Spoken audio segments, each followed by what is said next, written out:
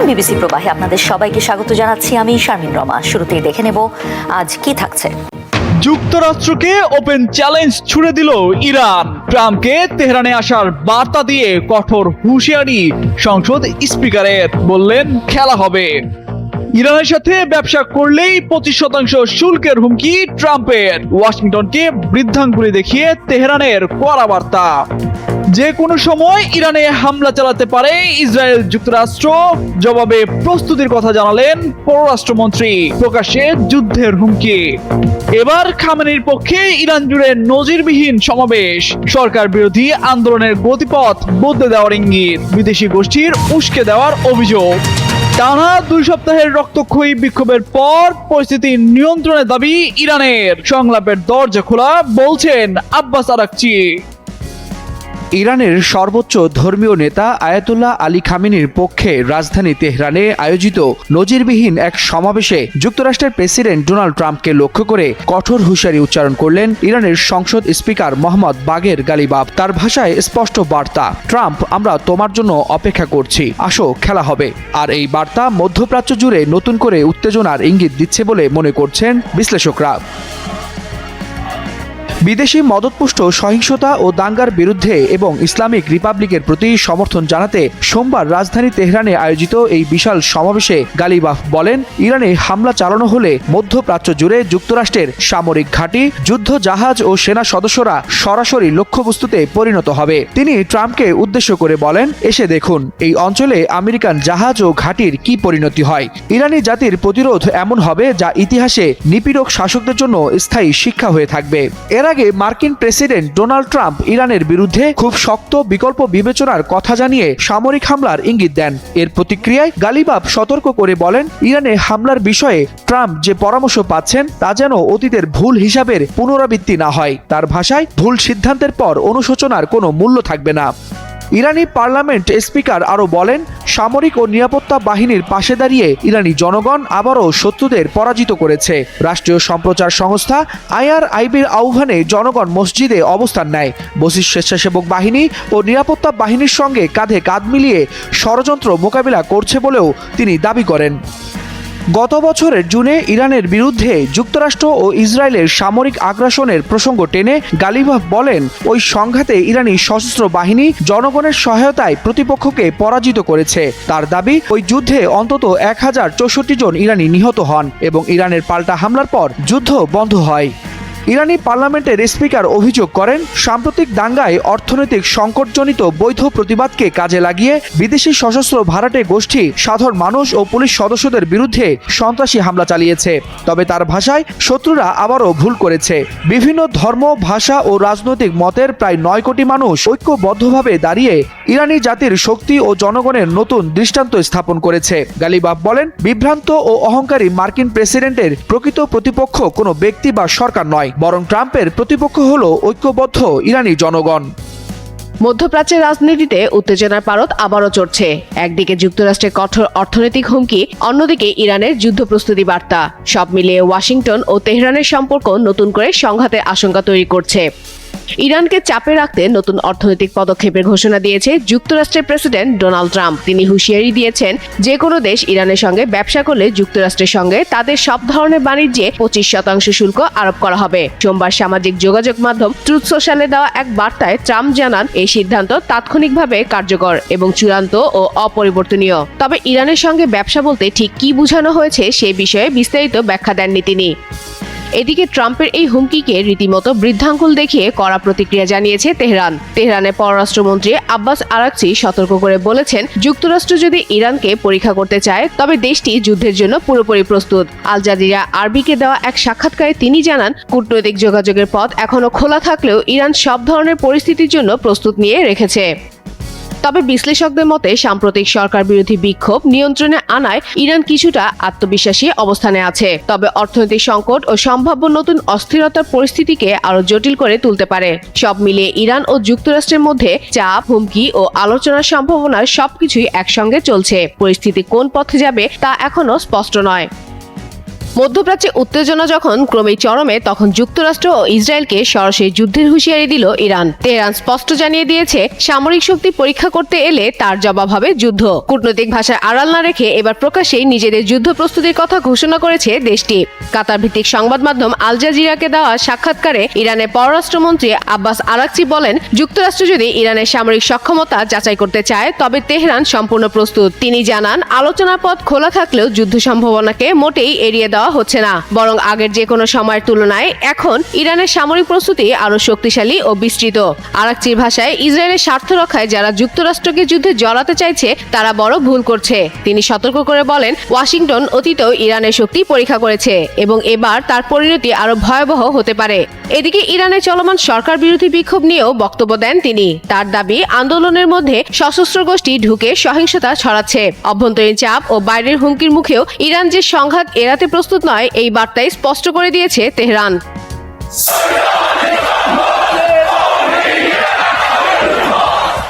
ইরানের সরকার বিরোধী আন্দোলনের উত্তাল বাস্তবতার মধ্যেই এবার সর্বোচ্চ ধর্মীয় নেতা আয়াতুল্লাহ আলী খামেনির পক্ষে দেশজুড়ে অনুষ্ঠিত হল নজিরবিহীন সমাবেশ। রাজধানী তেহরান থেকে শুরু করে প্রদেশের পর প্রদেশ লাখো মানুষের অংশগ্রহণে এই কর্মসূচি ইরানের সরকার পতনের আন্দোলনের গতিপথ বদলে দেওয়ার ইঙ্গিত দিচ্ছে বলে মনে করছেন বিশ্লেষকরা। সোমবার স্থানীয় সময় দুপুর 2টায় তেহরান সহ অধিকাংশ প্রদেশে একযোগে শুরু হয় এসব সমাবেশ। কোথাও কোথাও সকাল থেকেই রাজপথে নামেন মানুষ। সরকারি ভাষ্য অনুযায়ী এসব সমাবেশ বিদেশি মদতপুষ্ট সহিংসতা ও সন্ত্রাসবাদের বিরুদ্ধে জনগণের ঐক্যবদ্ধ অবস্থানের বহিঃপ্রকাশ। অংশগ্রহণকারীরা ইসলামিক রিপাবলিক এবং সর্বোচ্চ ধর্মীয় নেতার প্রতি আনুগত্য প্রকাশ করেন। সম্প্রতি ইরানে অর্থনৈতিক সংকট, মুদ্রাস্ফীতি ও মুদ্রার অবমূল্যায়নকে কেন্দ্র করে যে বিক্ষোভ শুরু হয়েছিল তার একটি অংশ সহিংস রূপ নেয়। ইরানি কর্তৃপক্ষের অভিযোগ, যুক্তরাষ্ট্র ও ইসরায়েলের রাজনৈতিক উস্কানি এবং ইসরায়েল ঘনিষ্ঠ ফার্সি ভাষার গণমাধ্যম সেই বিক্ষোভকে সহিংসতার দিকে ঠেলে দেয়। এই প্রেক্ষাপটেই রাজপথে খামেনির পক্ষে বড় আকারের জনসমাগম নতুন রাজনৈতিক বাস্তবতা তৈরি করছে বলে মনে করেন বিশ্লেষকরা। ইরান স্বীকার করছে জনগণের অর্থনৈতিক ক্ষোভ যৌক্তিক, তবে একই সঙ্গে তেহরানের দাবি এসব সংকট মূলত যুক্তরাষ্ট্রের একতরফা নিষেধাজ্ঞার ফল। কেন্দ্রীয় ব্যাংক ও তেল রপ্তানির উপর নিষেধাজ্ঞায় দেশের অর্থনীতি চাপে পড়েছে। সেই সুযোগে বিদেশি মদতপুষ্ট গোষ্ঠী সহিংসতা উস্কে দিচ্ছে বলেও অভিযোগ তোলা হয়েছে। সর্বোচ্চ নেতা আয়াতুল্লাহ আলী খামেনি সহিংসতার বিরুদ্ধে কঠোর অবস্থানের কথা জানিয়ে জনগণকে ঐক্যবদ্ধ থাকার আহ্বান জানিয়েছেন। প্রেসিডেন্ট মাসুদ পেজেশকিয়ানও বলেছেন, শান্তিপূর্ণ প্রতিবাদ আর দাঙ্গা এক নয়। সংসদের স্পিকার মোহাম্মদ বাঘের গালিবাফ একই সুরে শান্তিপূর্ণ আন্দোলনের অধিকার স্বীকার করে সন্ত্রাসের বিরুদ্ধে কঠোর অবস্থানের কথা জানান। সমাবেশে অংশগ্রহণকারীদের ভাষায় তারা বিদেশি হস্তক্ষেপ প্রত্যাখ্যান করছেন এবং দেশের ভবিষ্যৎ ইরানের জনগণই নির্ধারণ করবে বলে হুঁশিয়ারি দেয়। বিশ্লেষকরা বলছেন, এই নজিরবিহীন সমাবেশ পাল্টে দিতে পারে ইরানের চলমান সরকার পতনের আন্দোলনের চিত্র। টানা 2 সপ্তাহের রক্তক্ষয়ী বিক্ষোভের পর ইরান দাবি করছে দেশের পরিস্থিতি এখন তাদের নিয়ন্ত্রণে। একই সঙ্গে তেহরান জানাচ্ছে, যুক্তরাষ্ট্রের সঙ্গে উত্তেজনার মধ্যেও সংলাপের দরজা পুরোপুরি বন্ধ হয়নি। তবে বাস্তব পরিস্থিতি ও মানবাধিকার সংস্থাগুলোর তথ্য বলছে ভিন্ন কথা। মুদ্রাস্ফীতি ও দ্রব্যমূল্যের ঊর্ধ্বগতির প্রতিবাদে গত 28 ডিসেম্বর ইরানে শুরু হওয়া বিক্ষোভ দ্রুত সরকার বিরোধী আন্দোলনে রূপ নেয়। দেশ জুড়ে চলতে থাকে বিক্ষোভের আগুন। রাজধানী তেহরান থেকে শুরু করে মাশহাদ, ইস্পাহান সহ অন্তত 100টি শহরে ছড়িয়ে পড়ে বিক্ষোভ। এই গণবিক্ষোভ দেশটির ইসলামিক শাসন ব্যবস্থার জন্য 1979 সালের বিপ্লবের পর অন্যতম বড় চ্যালেঞ্জ হিসেবে দেখা দিয়েছে। পরিস্থিতি সামাল দিতে ইন্টারনেট বন্ধ, কড়াকড়ি নিরাপত্তা ব্যবস্থা এবং বিপ্লবী গার্ড বাহিনী মোতায়েন করে সরকার। এর মধ্যে সোমবার ইরান সরকার ঘোষণা দেয়, বিক্ষোভ এখন সম্পূর্ণ নিয়ন্ত্রণে।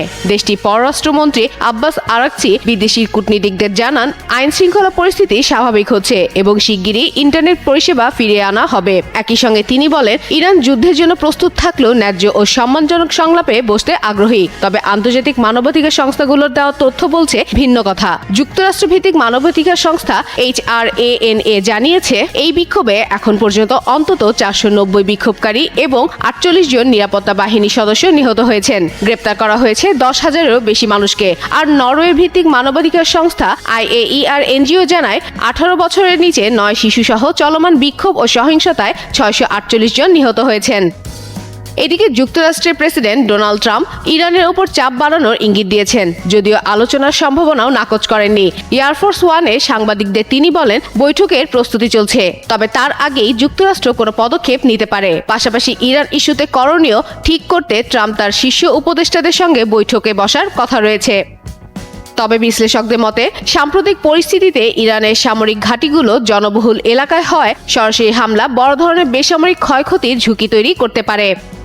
চুয়াডাঙ্গা জীবননগর পৌর বিএনপির সাধারণ সম্পাদক শামসুজ্জামান ডাবলুকে নিরাপত্তা বাহিনীর হেফাজতে নির্যাতনের মাধ্যমে হত্যার অভিযোগ তুলেছেন বিএনপির মহাসচিব মির্জা ফখরুল ইসলাম আলমগীর। এই ঘটনার তীব্র নিন্দা জানিয়ে সেনাপ্রধানের হস্তক্ষেপ কামনা করেছেন তিনি। 13 জানুয়ারি গণমাধ্যমে পাঠানো এক বিবৃতিতে মির্জা ফখরুল এসব কথা বলেন। বিবৃতিতে বিএনপির মহাসচিব বলেন, গতরাতে চুয়াডাঙ্গা জীবননগর পৌর বিএনপির সাধারণ সম্পাদক শামসুজ্জামান ডাবলুকে নিরাপত্তা বাহিনীর কতিপয় সদস্য অস্ত্র উদ্ধারের নামে ধরে নিয়ে গিয়ে অমানসিক নির্যাতন চালায়। এতে তার মৃত্যু হয়।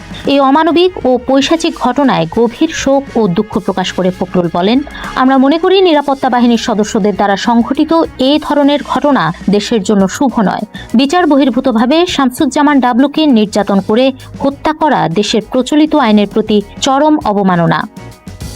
এদিকে নিরাপত্তা হেফাজতে বিএনপি নেতার মৃত্যুতে সেনাপ্রধানের হস্তক্ষেপ চেয়ে বিএনপির মহাসচিবের দেয়া বিবৃতির পর বিবৃতি দিয়েছে আন্তঃবাহিনী জনসংযোগ পরিদপ্তর আইএসপিআর বলছে, 12 জানুয়ারি রাতে চুয়াডাঙ্গা জেলার জীবননগর উপজেলায় সুনির্দিষ্ট গোয়েন্দা তথ্যের ভিত্তিতে অবৈধ অস্ত্র উদ্ধারে যৌথ বাহিনী বিশেষ অভিযান চালায়।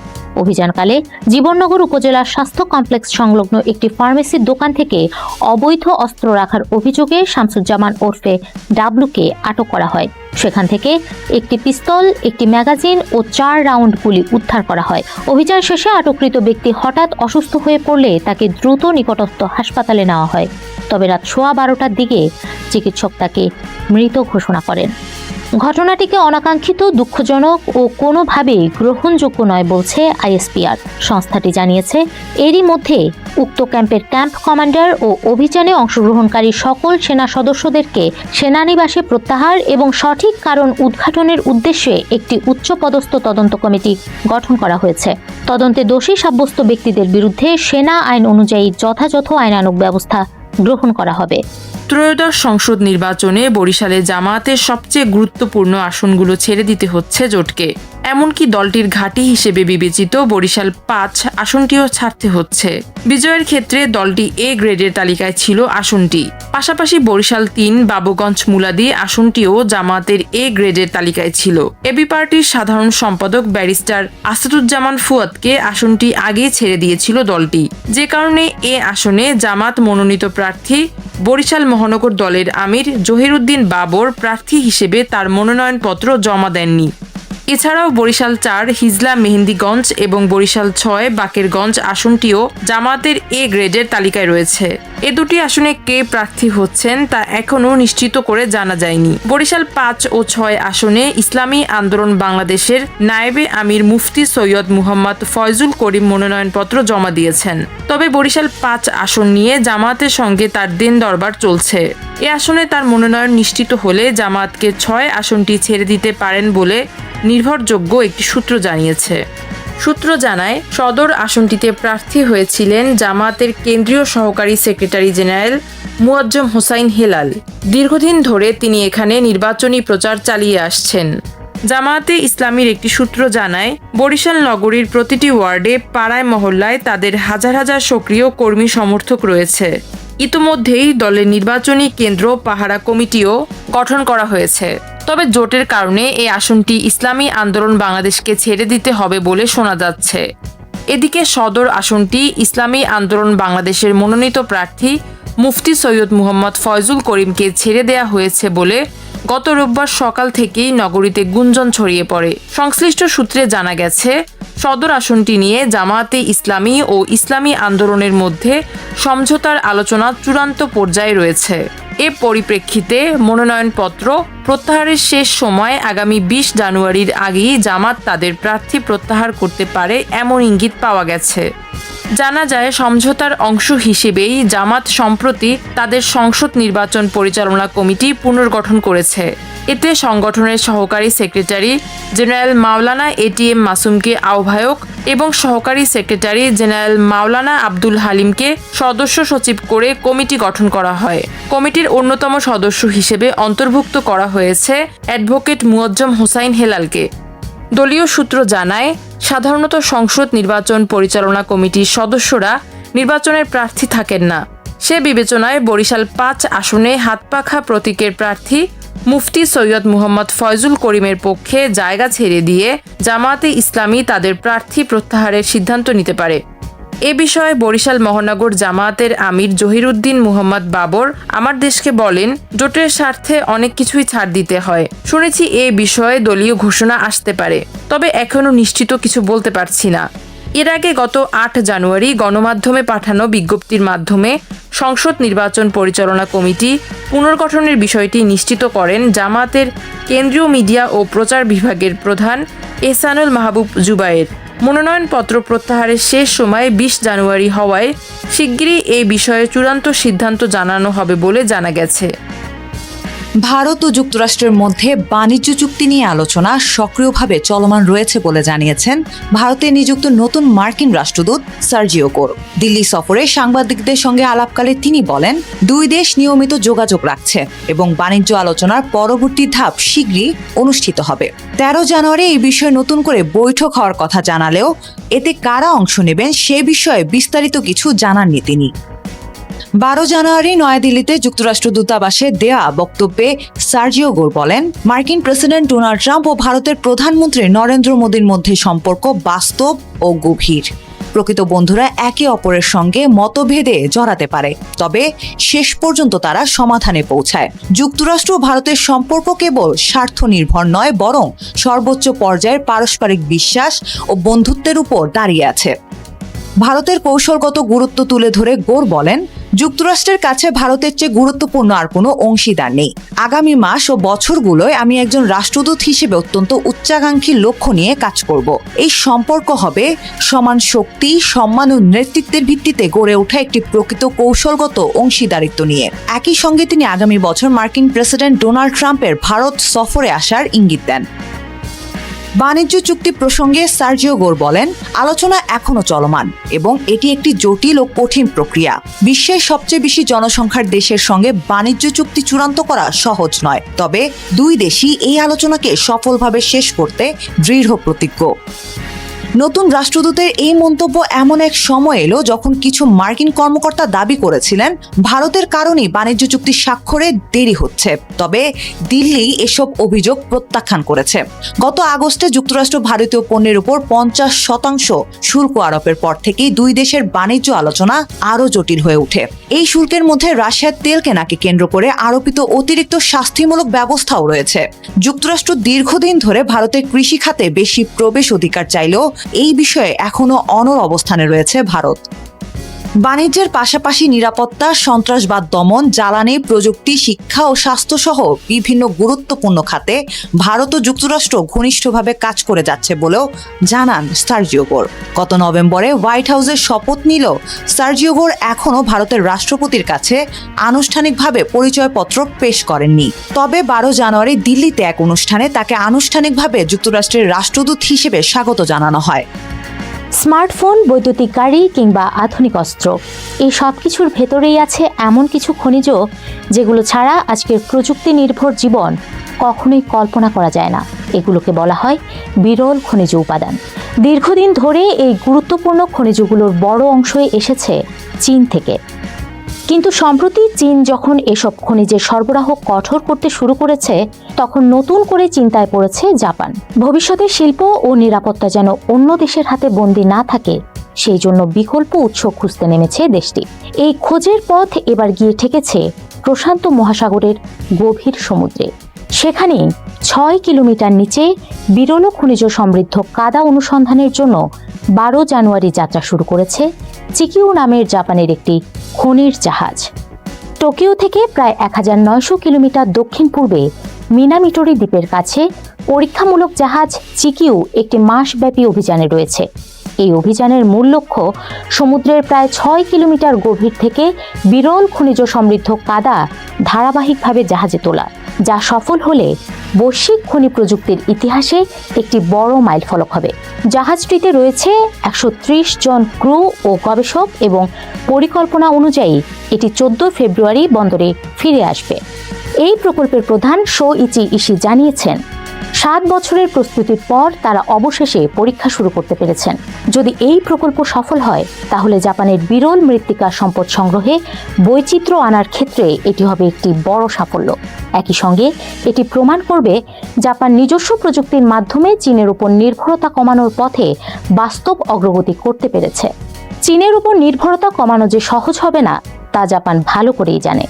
গত সপ্তাহে বেইজিং জাপানের সামরিক বাহিনীর জন্য ব্যবহৃত কিছু গুরুত্বপূর্ণ খনিজের রপ্তানি নিষিদ্ধ করেছে। এসব খনিজের অনেকগুলো বেসামরিক ও সামরিক দুই ক্ষেত্রেই ব্যবহৃত হয়। যুক্তরাষ্ট্রের সংবাদ মাধ্যম ওয়াল স্ট্রিট জার্নাল জানিয়েছে, চীন জাপানের জন্য বিরল খনিজ রপ্তানি আরও বিস্তৃতভাবে সীমিত পরিকল্পনা করছে।